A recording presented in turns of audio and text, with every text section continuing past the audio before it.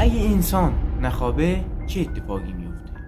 این آزمایش در سال 1940 توسط روسیا انجام شد. اونا 5 نفر رو به یه اتاق میندازن و یک گازی پخش میکنن که این گاز مانع خواب میشه. در روزهای اول هیچ اتفاقی نمیافتاد، ولی در روز نهم یکی از اونا اینقدری جیغ میزنه که تارهای صوتیش از بین میرن. و در روز 15 وقتی این تحقیق کنندگان میخوان وارد اتاق بشن که ببینن چه اتفاقی افتاده، با یه صحنه روبرو میشن که خیلی وحشتناکه.